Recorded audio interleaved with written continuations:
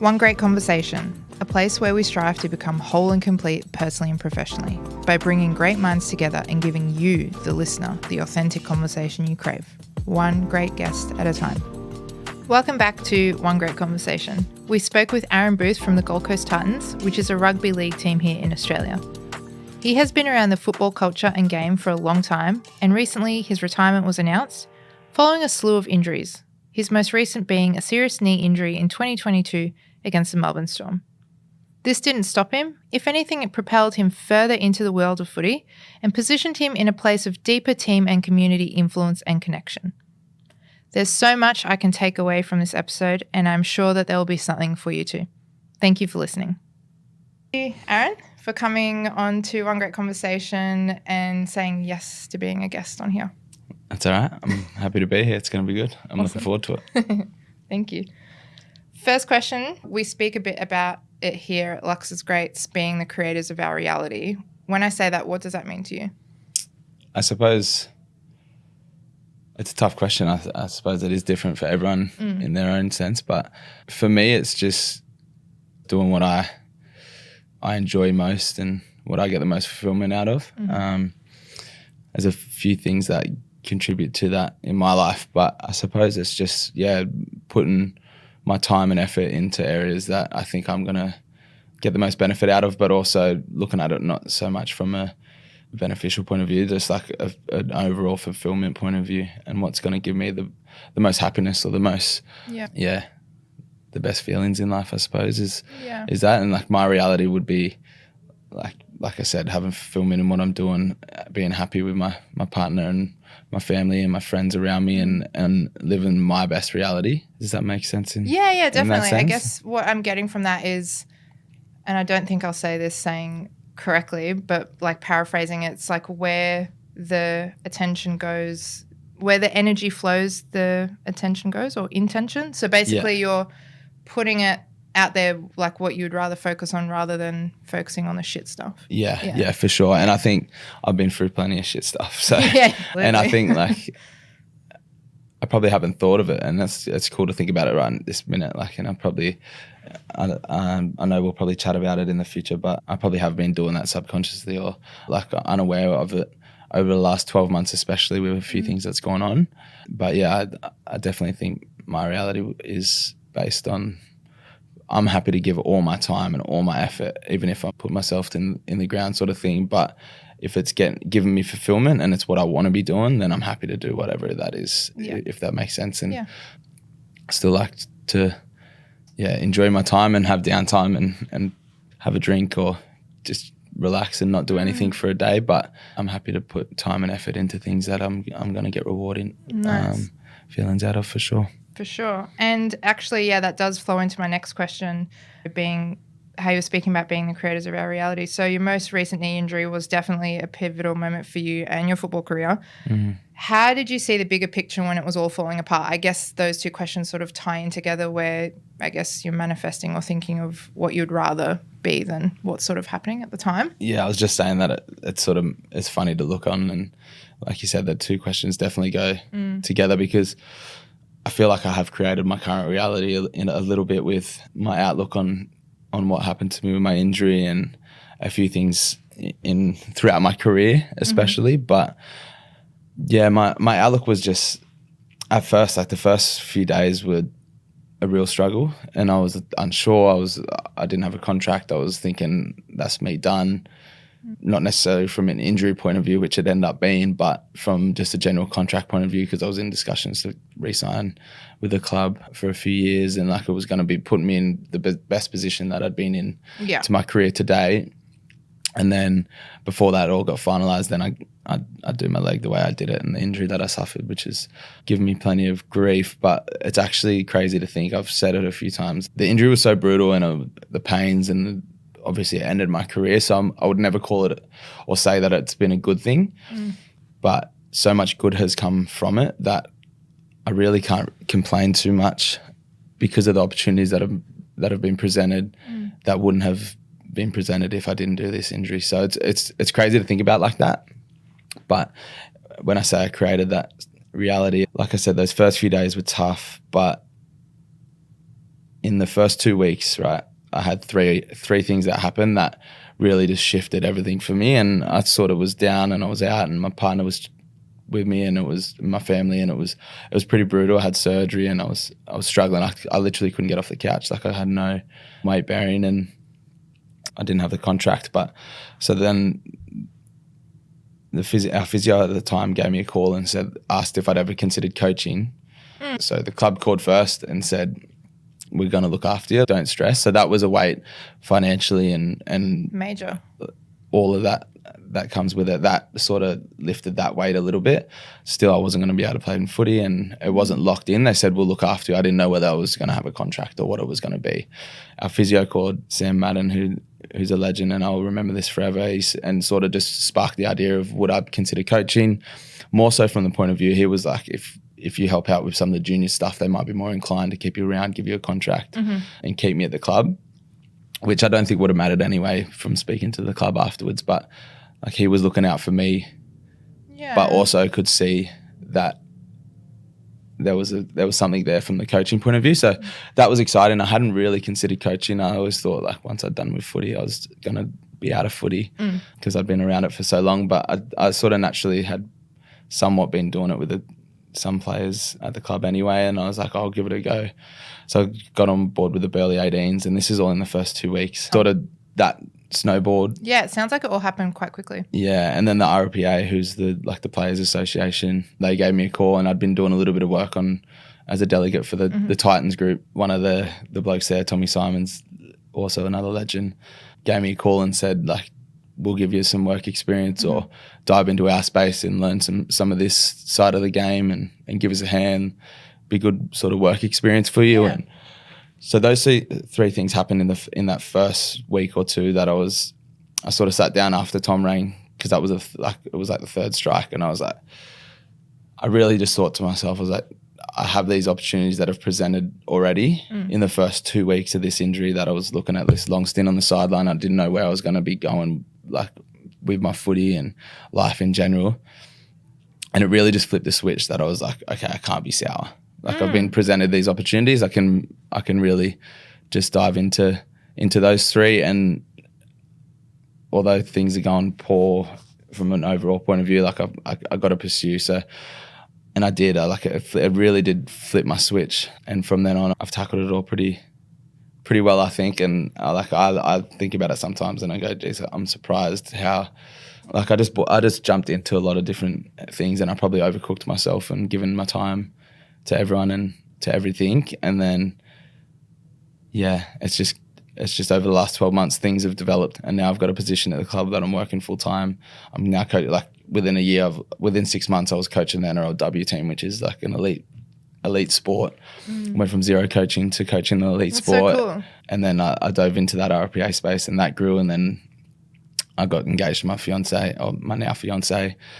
We bought a house. Like, so much happened in the last 12 months, from one night being like the worst night of my life, that everything was crumbling. And then literally it was within that first 2 weeks, I was a little bit sour and I was down, and I think I deserved to be a little bit upset for a little period there, but I managed to flip a switch, and it was with good people around me. But yeah, it was sort of those two questions, I suppose, go hand in hand, because it was after I acknowledged a lot of it, I did create my own reality, and now I'm living that reality, which is pretty cool that I look back on and I'm like, yeah, it was definitely not a good thing, but a lot of good has come from it. So I can't kick stones too much. For sure. And I think having the right attitude, like, of course, I think everyone would be so upset if they're in that situation where you're about to have everything that you thought you wanted ahead of you, and then have a major injury and all of that changes.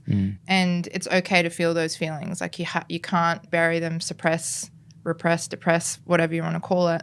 But to then, go, okay, cool, well, moving forward now, what are we going to do? And, you have good people around you to offer those opportunities. But I think who you are and how you choose to be in the world, I think it all sort of grows and manifests together. So I think you definitely do create your reality in that sense, because if you were super sour about it and then you hated the world and you hated everyone around you, I don't think where you are now would have happened. Definitely not. Yeah. Definitely not. And that's, you probably said it a little bit better than me, but I do. I agree with that for sure. And I suppose I was open to it also. Being open. Like it was being open. I allowed it, and I acknowledged those feelings. Like I knew I was being sour, and I knew I was upset. And I'm not saying that I didn't have days. There was days where I was definitely just.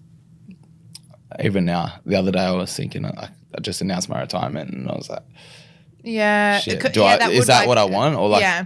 maybe I can keep fighting, maybe I can keep pushing. Like, and I was pretty sure that.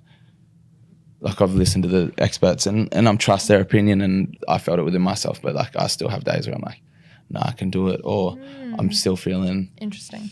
Like it still hurts. There's a lot of days that still hurts, but you just got to acknowledge that, I suppose, live in it for a minute and then absolutely get back to keeping the ball rolling in that positive light. Definitely. And that being said, what kind of self-care practices have played a role in your journey? We could look at pre-injury, post-injury, whatever take you want to have on this. Is there anything that you have practiced and works for you? Yeah, I work with a mindset coach, Jared Brown, who works on the Mindful League. He's from down Sydney or Central Coast. So I've been working with him for quite a while through a friend that introduced me in it, and he's given me a lot of tools that have helped along the way. I've always been big ocean person, so I like to have my time where I just go down for a swim, and definitely since we've been back on the coast, my partner and I definitely try and get in the ocean each day and just have that moment to reflect as I'm in the water or sitting on the sand, just relaxing and take some breaths and just acknowledge like how I'm feeling, like I said before. So I'm quite aware of if I'm feeling upset or I'm having that bad day or I'm feeling super, like acknowledging how I'm feeling and being aware of what I need to do to either get back on track or just sit in that happiness for a minute. And I don't really have, I do some journaling and things like that, and I go through phases, but yeah, I just think acknowledging where I'm at each day and how I'm feeling, and then making moves accordingly. Like self-check-ins. Like self-check-ins and being just self-awareness. Like if I am feeling down, or my partner's a big help as well. Like she probably is my ear that I sort of vent or whatever. Bless her. Yeah, like positive and negative, like but more like how from me, like getting it off me, and vice versa. But yeah, I wouldn't say I have a specific self-care routine, but I do little things that I definitely, like I said, I get to the beach and I acknowledge how I'm feeling. I have some breath work that I usually go through. Yeah. My health in my body is a big one. I like to eat quite healthy, and I'm the only one that like packs my lunch to training and things like that. So there you go. So everyone else goes to so we have like we can pay. Yeah.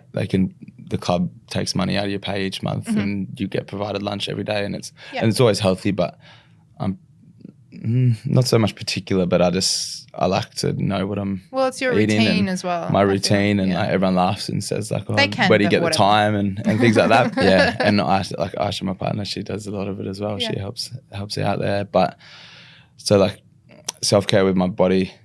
I didn't lose my love for training, so I still love training. So I like to feel healthy, and I'm quite flexible and mobile. Like I like to look after myself physically as well. So I think it's just whatever makes me feel the best day to day. Like I try and do that.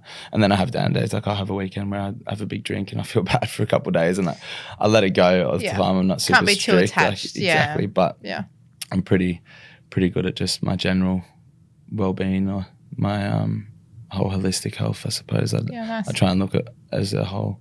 Yeah, as a whole, that's right. So being whole and complete, and not just like these small little things. I think it's the bigger picture. Yeah. So like people say they journal, or people do breath work, but then they're eating shocking, and they like, to me it's like it's a balance of all parts. Yeah. Is what makes me feel best, and I think is why I don't know. It's just that's how I feel it works. And like if I'm slacking on one area a little bit, like so be it. The others are out, like balancing out that area. Like it's a balance of all, I think. And I'm not dissing on journaling, because I do write some things and I do all that. And like I said, I do breath. But like I think you got to have that whole balance. Yeah, and you got to do what works. The best. Yeah, you got to do what works for you too. Like don't just do something because that's what everyone else is doing, or that's what's popular at the moment, or whatever. Like I see, like I'm sure ice baths are great and they've been around for a very long time. And there's this whole thing now where everyone's buying like $8,000 ice baths. And it's like, yeah, I'm doing ice baths on my Instagram reel or whatever. And it's like, cool, just do it for you. Like you don't need to, I mean, I'm of the opinion you don't need to show everyone. Like it should be about how you're feeling and how it makes you feel. My partner, we don't have a $8,000 ice bath, but he chooses to have cold showers, like ice cold. First thing in the morning helps him wake up. Yeah. And he goes, that works for me. I don't need to, be parading around on the internet with my fancy ice bath. No, I agree completely. Yeah. And I'll do the cold shower thing as well, but that's just, I agree with that. Yeah. There's too much for show, but yeah. I think with definitely that, find your balance or what's working for you. Yeah. And not for show for others anyway. So next question, how important is accountability when it comes to being part of a team? I like to hold myself accountable, which is like and play my part. Like I've had times where I've sort of looked at others not doing certain things or they are doing certain things and then try to copy that. But I feel like you can't judge others for their accountability. You can try and help and guide, but you can never force. Good point. Yeah, I feel like as a team to be successful, everyone has to be individually accountable, but as a team, you also have to be accountable. And I'm seeing that a lot as a coach now, as well as the playing point of view, just being removed from the actual task of having to train myself.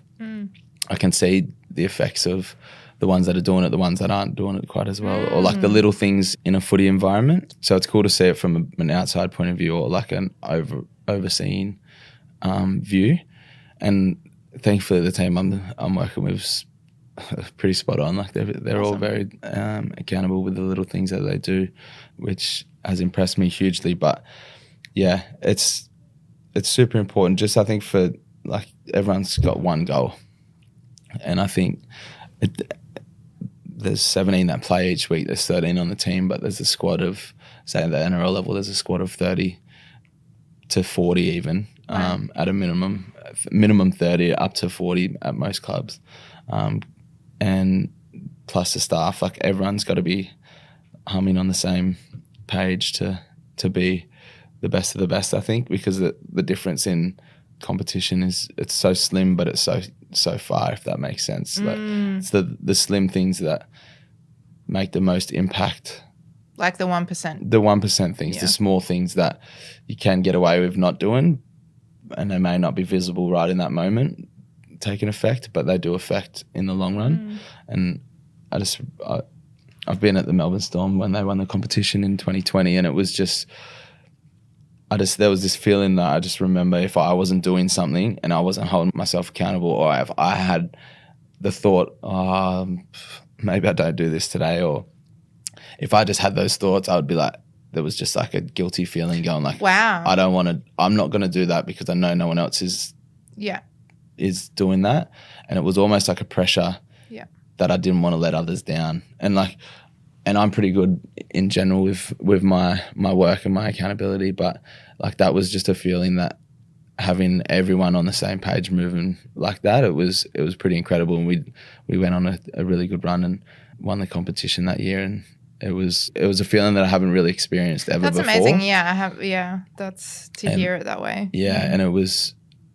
Yeah, I just still remember that feeling. So it was almost like you didn't even have to be accountable yourself, because it was just like the energy was forced on you that you had to be, and that was from player to staff to everyone. It was a pretty cool feeling, and that's been built over a long period of time with the people that have at the club. But I just remember that was the peak of that feeling, and I feel like it was an accountability thing. Like everyone was just doing every move to make the right move to win that competition, and we did in the end. And that I think seeing that and and I felt that at the time, I was just like, wow, this is a cool feeling. No, that's awesome. That was awesome insight. Thank you. Have you ever been told that you couldn't or shouldn't do something in life? If so, how did you overcome people's limiting beliefs? And if it hasn't been someone, has it been yourself? I probably had it on myself a little bit. Like even with this retirement stuff, I was nervous to even announce it because I was like, well, I've played a handful of games. I've been in and around the NRL for a period of time. Like I've been around for a long time, but I haven't had that 300 game career sort of thing. And like I was probably nervous that I was thinking I didn't deserve even to have an announcement and get that credit. And then I had a few conversations that like you got to be appreciated for what you did contribute. Yeah. So that was like a limiting belief that I had on myself that like I hadn't really felt that before either. I was like, maybe I don't even deserve. I didn't really want to announce it publicly because I was like, I don't really need, or I haven't earned that level of. Because you had an idea of a standard. Yeah, a standard of like, because I didn't meet that upper level that I probably didn't deserve to get that acknowledgement and credit. So I had that a little bit on myself even recently. But yeah, I can't really remember a time. I probably choose to ignore it, I suppose, if someone else has tried to put a limiting belief on me. And I've probably had it a bunch of times through footy. I was always pretty, I definitely got there on hard work, not on talent, that's for sure. And I was probably, let down on a few selections here or something there. But yeah, I probably chose to ignore it or just didn't acknowledge it at the time. Sure. Or forgot about it. But I probably tended to worry about myself and didn't really acknowledge other people's limiting beliefs of me. That's really good. That was one reason that I had on myself for sure. Yeah. I think we can definitely do it to ourselves. The reason why I asked that question was being that this is sort of like a sports-related episode, and I actually spoke about it recently in the hypnotherapy episode that I did, which has already been released. I had and still continue to have limiting beliefs about my abilities because I loved netball through school. Like it was super fun for me. It wasn't competitive. It was just like inter-school sports type thing. And it was my grade 5 sport teacher pulled me aside on lunch break, and just me and her, and she was like, Alma, by the way, like I don't really think you should be playing netball. Maybe you should do something else, but I don't think netball's for you. I never told anyone. Yeah. It was really harsh. And I never told anyone. And I spent the rest of school pretty much just not thinking I was good enough, worried what other people would think, because there was both primary school and high school, there was a lot of, sporty kids who were naturally talented. The teachers favoured them, obviously. So I spent a lot of time like, oh, my uniform's dirty, or oh, I'm sick, I have a note, or I don't go to school or whatever. And then I actually didn't realise that I'd buried that comment, and it only came up when I started working here in 2018. One of the other ladies that I work with, she also loves netball. And she was like, oh, we should start a team. And I was like, yeah, that sounds really cool. And I'm like, why did I stop playing netball? And then it all came back to me. Came back to you. That's so brutal. Like, actually, my sport teacher said this to me and And so you did let it, like it affected you.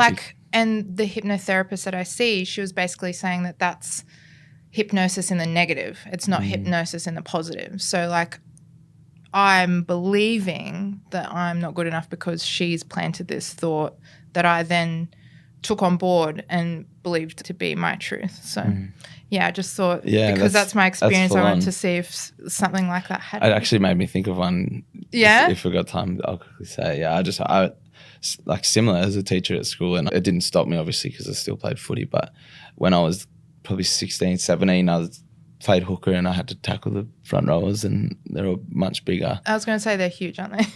They're big and I'm quite little. So I just had this, I don't even know where it came from, but I had to be bigger. I had to put on weight, and I'd give my mum shit for it now because it's like I'd just take pesto pasta to school, straight pasta with and I'd just eat pasta. Just loading up, yeah. And I got to like 90 kilos. I was still pretty young. Wow. And I'm 85 now, so I wasn't like ridiculous, but I put on some pork and like I wasn't super muscly, but I was still playing high level footy. And then a teacher or a coach sort of grabbed my stomach once and like said like, oh, if you lost a bit of weight, Aaron, you'd be a pretty good player. Like there was no real malice in it, and it never hit me too hard. But like I still remember. Could you imagine someone? I still remember that story. Yeah. To some it would for sure. And I ended up losing a lot of the fat and put on a bit of muscle and things like that, and got it into a more footy. Sure. Got into a better footy shape than I probably was at the time, but I had in that mind like I needed to put the weight on to play in this position. But yeah, I remember that hit me pretty hard, and I was like, oh shit, like, and I trimmed down after that, and a few things, and it probably did help my footy, but it was a pretty brutal.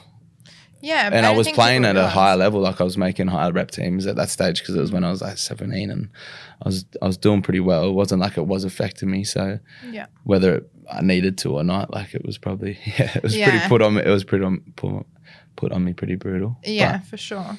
Yeah, I've always remembered that, and it never like has played on my mind ever, but I've always remembered that one. I think people need to think about the fact that they might say something in passing, but then what that person does with that, throughout their journey, can stick with them for a while. So yeah, for sure. Hopefully our listeners get something from that. I'm sure they will. Yeah.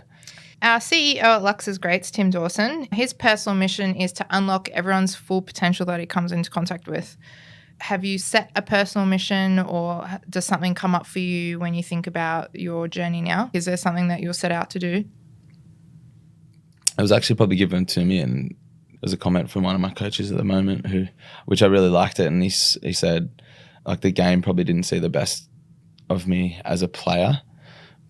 It can still see the best of me as a person. And I was like, that was summed up a little bit of my thoughts. Like, I hadn't thought like that didn't see the best of me as a player, but it definitely didn't. Like, my career, I didn't play more than 10 games in a season for like the last 6 seasons or something, or 6, 7. So I not just did I have this injury, I was always, my body broke down a bit across my career. So I was like, that's a cool way to put it. I can still have a lot of impact on football, whether it's football or not. And I probably did, like all football players do, attach myself to being a player a lot. And thankfully over the last 12 months, I've had time to build into detaching myself from that a fair bit, which conversations with Jared Brown, who I spoke about before, my mindset coach that I've worked with, that helped. And we spoke about that in the past, detaching from the player and the athlete and moving into the person a little bit more. And yeah, I think that having that mindset over the last 12 months has definitely helped put me into this position. And now it's like, that line was said to me a couple of weeks ago when I told him about retirement, and I was like, I'll use that and have that in my mind to know that like I can still have a lot of impact. Even though I'm not playing. I can still have a lot of impact to the game or to the team I'm working with. And the NRLW team at the moment is doing really well, and I'm not taking credit for that, but like I can have some positive impacts to whether it's the team I'm working with or the boys next year or the staff upstairs that I'm working with. Like, I can still try and contribute as best as I can. So that was a cool little one that he said to me the other week that I think I'll hold on to and has stuck with me. Yeah, no, that's awesome. And I can definitely see the potential. Like, it's only just begun, I feel. Like, I guess you can think of you as a player as one sort of milestone in your journey, or one pillar or one road, and then taking the exit or the next pathway, where now there's so much potential for you to influence and add value. And I don't feel like it's just for the Titans. Like, I feel like the way that you carry yourself and who you choose to be can even be an influence on the wider community. And like, even with us now, like, we sell linear greats, and this is going out to such a diverse audience externally. You don't have to be in the world of football to appreciate the metaphors and the experience and the tools of success that you have. So I appreciate that very much. Yeah. No and thank you. No worries. So we're into our listener questions segment. So this is where I ask our listeners about what questions they might want to ask the guests that we have on. So the first one is, he moved all the way up to Mackay from Sydney in 2018, and during pre-season he did his ACL. I'd like to know what he learned about himself in a place like Mackay, being injured, because rehab group is the most lonely place in the football club. It is. And how he dealt with that mentally. What did he learn about himself when he was where he was at that time in his life? That's a cool question to think about. It was a little bit before then. It was 2017 I was up there, but that's an unnecessary correction. All good. Yeah, it was a big move. I was sort of living a lifestyle in Sydney that I needed to get away from. Or not get away from, I was having the best time of my life. I was having too, I'm not going to lie. like I was having too much fun, and it was to the detriment of my footy. And I sort of made that decision that I was going to, and I didn't know anyone in Mackay, and I made that decision that I was going to go out there and play and get away and remove myself from sort of comforts. That's very mature of you. Yeah, it was. Yeah, I don't know if it was a mature decision at the time. I don't even remember. But I had support from a lot of people, and I was like, I'm just gonna pack up and go. And I literally put everything in my car, and I moved up, and I had an apartment with a beanbag and a mattress I bought from Vinnie's, and I ate my food off the edge of the bed. It was pretty funny, but like I literally did just remove myself from sort of all my comforts, and I went up there and. It was funny. I actually had a really enjoyable time up there, and the crew that I met was we just had a good time. And it wasn't until I left Mackay that I realised I was actually in a small town, and I really appreciated everything up there. And when I did my ACL, I was in this place that I didn't know anyone. I'd built friends and relationships by that stage, so I did have help, but I was away from family, friends, everything, and like that was a pretty dark time, and I've handled this leg really well, probably because I learnt some tricks along the way for that first time that I was in Mackay, and I was went through those tough times, and it's hard to say what I learnt, but it definitely grew me I grew up as a person for sure, and I learnt some life skills and had some life troubles along the way especially in that 12 months, but I was definitely better for it. And then I didn't know it when I left Mackay. I was definitely a different person. I'd grown up a whole bunch, and I hit the ground running after that ACL injury, and that's when I kicked off my career in going to Melbourne and doing the rest. Met my partner, and everything sort of after that. Yeah. Sort of set me up to then hit the ground running, and everything's come together after that. But it was a tough 12 months, but the support I met my best mate Nico there at that time, and we sort of both went through some tough times. His times were probably harder than mine, even though I was going through it, but I think helping him through his struggles helped me through mine, and vice versa. So it was we were 20-year-old kids that faced adversity for the first time and really fought our way through it, and then that set us up to really build into the humans we are today, which is it's cool to see and think about those times, because it's not often you look back and acknowledge it, but definitely shaped me. I loved Mackay, and it was a cool experience. I probably wouldn't go back to live there because it was a bit small and a bit different from what I'm used to. Hot but up there as well? Yeah, it was hot. Ew. And it was brutal. But I had the best time. I still got really good friends up there, and I need to get back there actually. It sounds like it's important to have community and build those friendships. That it sounds like they're lasting beyond you just being there. So that's really, really cool. For sure. But that was a good experience. This is my question, as we discussed before the episodes of my contribution to the listener segment. Do you ever get imposter syndrome? If so, how do you deal with it? Well, I sort of spoke about it before with that retirement stuff. I feel like that was a little bit of imposter syndrome. Sure, yeah. Like I probably didn't feel like I'd built up enough of a career or as a successful career as maybe I would have liked, or maybe I thought I needed to then get acknowledgement to retire and sort of wrap it up. But I sort of had a few conversations and from like people I respect, and they said, no, you've earned it and you got to live in it and get the acknowledgement of what you've done, and sort of accepted it and come out. And it wasn't, it was strange because I hadn't really had those thoughts before, but sometimes I do sort of pinch myself and go, like, I lived some pretty cool experiences through football, and whether I was the best player there could have been other players that were probably more talented, could have been there, but I worked hard to get into those positions, and then I thought to myself, I was like, no, I put in the work and I did all the hard yards to then maybe get above players that could have been there ahead of me. Probably didn't do the work, or so a little bit, but no, just trying to adapt, and I just think I have the purpose of just being a good person, I suppose. And if I'm in a new environment that I feel like I'm imposing in, I don't look at it like that. I just look at it like, I just have a conversation or have a chat and try and feel at ease in the situation and not think, oh, I shouldn't be here, or I haven't earned this, or I sort of just brush it off, if that makes sense. I don't know if it's as easy as just doing that. No. I really appreciate that you said that, because I think I have,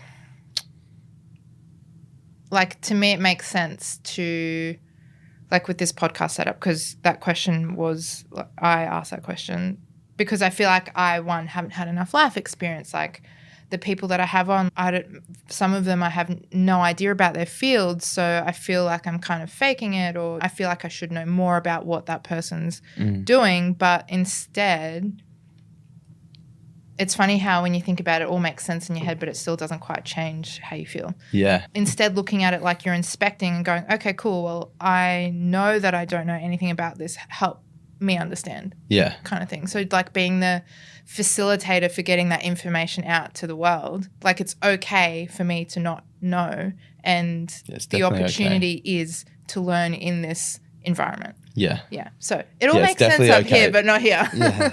I know what you mean. But it's like, I think that's a good way to put it. Like, it's definitely okay not to know. But how are you going to know if you don't have the conversation, or if you weren't doing this, you probably haven't learned a bunch of things that I'm sure you have over the time, and probably listeners haven't then learned some of the things that they've picked up along the time. So it's like, if everyone felt like that, then no one would know anything. No one would get anything. Nothing would happen. No one would know anything. Like, absolutely. Really. Like, yeah. So and I think it's also the part of feeling like I need it to be right the first time, but I know it doesn't need to be right the first time, because then you wouldn't have learned anything as well. Just hitting hope sometimes. Yeah.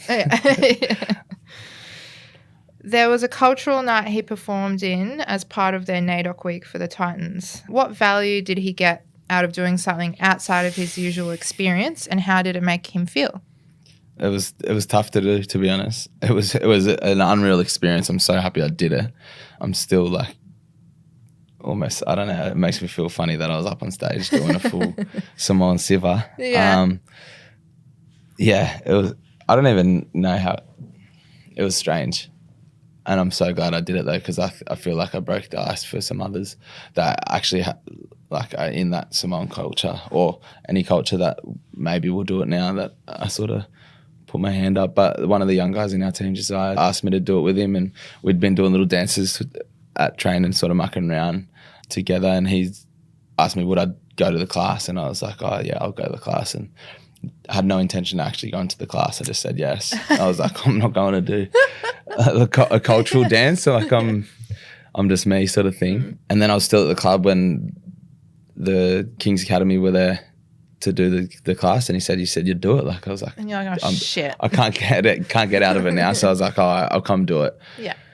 So then it was literally half an hour, 40 minutes. We did the dance sort of thing and learned the Siva very poorly. I don't think I got it right once. And then at the end of it, they all sort of put the pressure on and said, like, cultural nights next week. Like, you got to do it. Like, you're in next week on stage. Yeah, next week. Jesus. And then I was like, no chance. I'm going on stage. No chance. And then Josiah's like, I'll do it if you do it. Like, you got to do it with me. Love I'm like, that. Bro, you're Samoan. Like, I can't. Like, I can't. And then the crew, and I actually had coached one of the young students. Ice had been in the Melbourne Inca team that I coached, and he was doing it as well. So there was two of these younger guys that I sort of have a lot of time for, have a lot of respect for, that I was asking me to do it with them, and they were like, I seen that energy, and I was like, I'm just going to say yes. I'm not actually going to get on stage. Again, I said yes. No thinking intent. that it wouldn't happen. I was like, I'm not going to actually get on this stage. Sure. Yeah.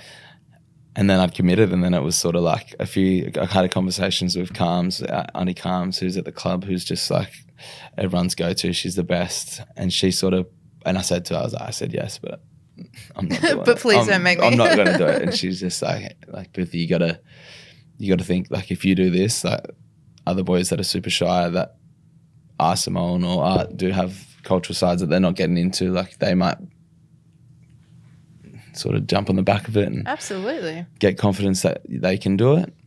And I was like, shit, why is this weight on my shoulders? Like, but I was like, yeah, I acknowledged that, and I was like, if I do this, I was sorry for my language, but I just said fuck it. Yeah. And then, went to one more class. So it was probably an hour and a half of learning altogether. Yeah. I feel like it was pretty, I don't know if you watched the video, but it's pretty technical sort of stuff. Yeah, and I was right in the mix of it, like front and center on stage. And I thought it was going to, I thought it was going to be like a flat level stage, but it was like raised. Oh, no. And there's like 300, 400 people in the room. All the boys that I play with, all the girls that I coach. Like perfect. Everyone's I had here. the full kit on. I had everything, the whole kit caboodle. And then had the best time. Had the absolute best time. Awesome. I loved it. And then awesome. I'm not going to say I'm going to do it again anytime soon because Sure. it was super nerve-wracking. But you did it. I was stressed, but I did it. And some of the young boys got on stage and joined once we got into the later part of it. And everyone gave me a whole bunch of good feedback, and I'm super glad, even though and I was going back and forth with myself saying I'll do it to them, and no real meaning behind it. But I did it, and I'm happy I did it, and it was a super experience. And now, I'll definitely go to watch the King Silver do their performances, and I told them I'm not jumping in every time. But if they need a call on me, I'll be there. So it was an unreal experience, and I'm glad I did it for sure. And, that's really cool. Yeah. I think It was scary. Yeah, I bet. I think it speaks a lot to people for anything that they maybe haven't tried before or are too scared to do, just like at least do it once. Tim, he always says, try it at least once, and then you can say, I don't like it or I don't want to do it. But how can you know if you haven't at least tried it once kind of thing? So that's cool that you've had that experience and that you can incorporate it into who you are moving forward. For sure, yeah. As someone who has had to shift locker rooms from men's to women's, are there any key differences in how the teams interact and bond? Is the camaraderie the same, pecking order, stuff like that? Because now you're coaching the NRLW. I don't know if you're in their locker room. This is the way that he's worded this question. I'm not fully in the locker room, that's for sure. But there's differences, but overall it's pretty similar. It's probably more similar than I thought it was going to be. That's good. Yeah, I think the girls are naturally just more encouraging and more supportive, and so like the reaction to when I told both groups I was retiring from playing, the boys gave me support. There's a bit of love there, but the girls, there was a lot more emotional support behind it, and they got me a gift and little things that are just like sort of a female touch. So more nurturing. But I see that between the players as well.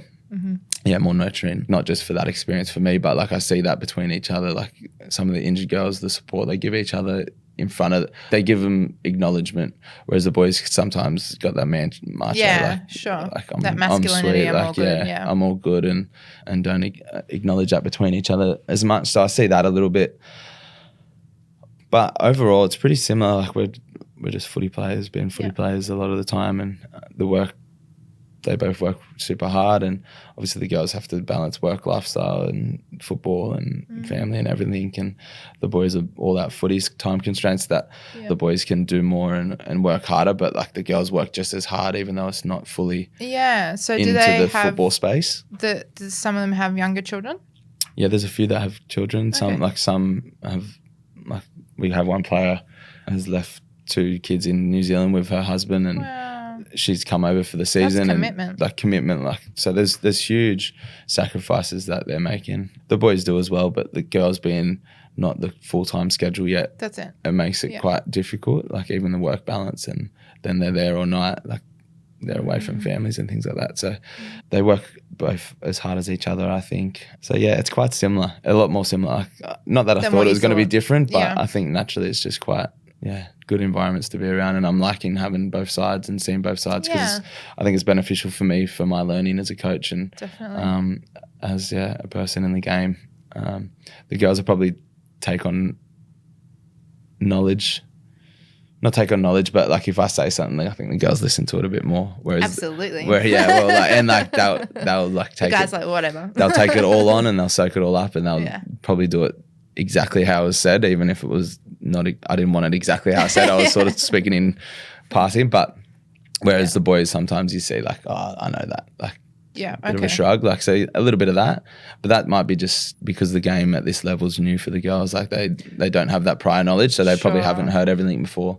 Sometimes the boys have probably heard it all a million times over the course of the career. So it's a little bit of that, but yeah, no, it's pretty similar, I think. And it also does depend as well. We've got two good groups, so that makes it easier. That is good. We were talking about this recently because we had a mid-year event, because we do a mid-year event, end-of-year event, and then start of January when we come back from holiday. So our mid-year event, we were covering content that we've heard a million times before, but I think it also depends where you're at in life, what experiences you've had since the last time you heard that stuff, who's delivering that stuff, because it could be someone different who has a different take on it, and what you choose to pick up in that time. So something that you might have heard a million times, when you heard it the first time versus when you've heard it the 30th time, whatever, there's different things that you take on because you're at a different stage in your life. Yeah. That's a fair point. I can see that. Yeah. So. I've definitely probably taken advice better as I got older, for sure. Yeah. But and probably realised that some things that I probably took as gospel when I was younger, I probably shouldn't have or didn't need to. So it works both ways. But no, that's a cool way to look at it. Last question. To close off this episode, what's one thing that you would like our listeners to remember when facing challenges or adversity? I just think find the good, not necessarily the good, but find the opportunity in everything. Negative impacts or negative situations in your life, there's always going to be, like, it's a reaction thing. So if you react in a way, that's how it is. Yeah. So I think find the best reaction to whatever is happening. So if it is a hard time, it's see what good can come out of it, because there's always positive and a negative, I think.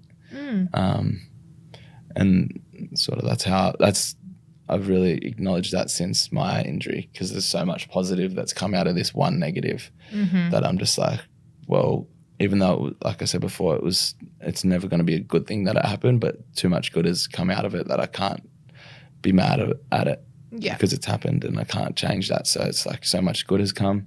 I've got to embrace that, and that's just what's going on. And I've reacted well to how it's played out over the last 12 months, and I think I've reaped the rewards of the way I handled it. And I think it was purely just because I was like, there's too much good to sit and take this in a negative light. So I definitely think, see the positive in the negative and pursue it.